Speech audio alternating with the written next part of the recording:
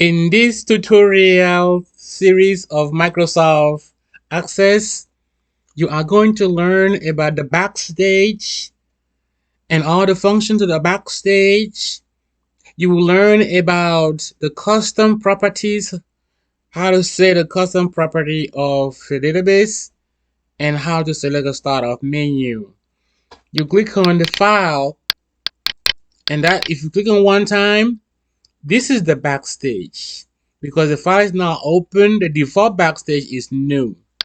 If you go to open, you can see all your recent database. If you go to account, you can see the account that you log in with. If you click on option, you can see the option for your database. Now we are going to open a database. We're going to open one. I just opened one. Now let's go back to the Backstage. In the Backstage, you realize that the information is the first one with my name, and the next one is new. The open is open now. The save is grayed out because you have not changed anything. Save as print is also grayed out. It's not used on this screen. Close, account, and options. Those are the first basic Backstage menus you can find. The save database as, you can save the whole entire database. Save object as, you can save one table at a time, or one form or one screen at a time. Save object is the form, the table, the screen, or the queries. You can close, you can have an account, you can get the option. So we go back to information. Our first job is to create a custom database property. Click on view. If you take a look, there are other properties here. We click on custom. Click on the content. These are the content of your database tables. 1, 2, 3, 4, 5, 6, 7 table. Queries. 1, 2, 3, 4, 5, 6 queries. Forms. Forms is like a web application. Forms 1, 2, 3, 4, 5, 6, 7, 8, 9, 10, 11, 12, 13, 14. And then you got 14 forms. You got report, 3 reports. And the macro, 2 macros. And module, nothing else in the module. Because statistics, these are the date it was first created, date modified, date accessed, date printed. And then the summary, you can type your name in here. You are the author. And the next one, the general.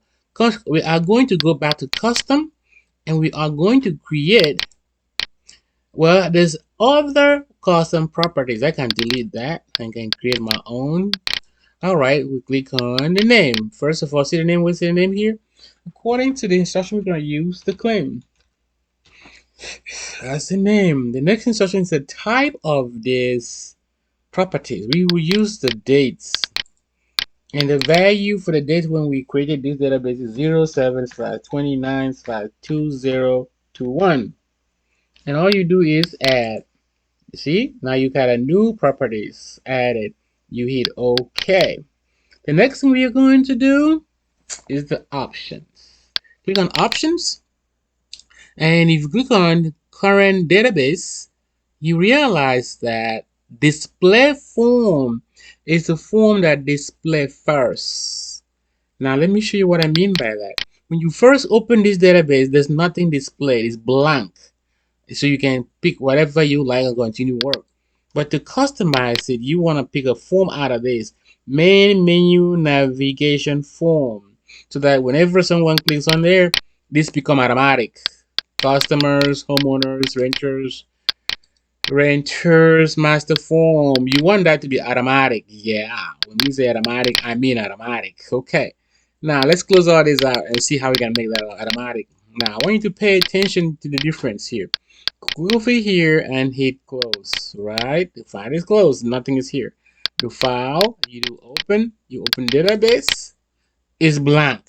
So we are going to use the option to make it automatic. Right, options, where it says current database, we want display form. Right now, say none. So we are going to select the main menu navigation form, and you click OK. And you must close and reopen. Okay, I understand. I gotta close out. File, I'm gonna close. And file, I'm gonna open. Once I open the file, do you see now? It's automatic. Main menu navigation form is automatic. The homeowners, renters, and master form, they're all automatic. That is the end for today's discussion. You have a wonderful day. We'll see you in the next session.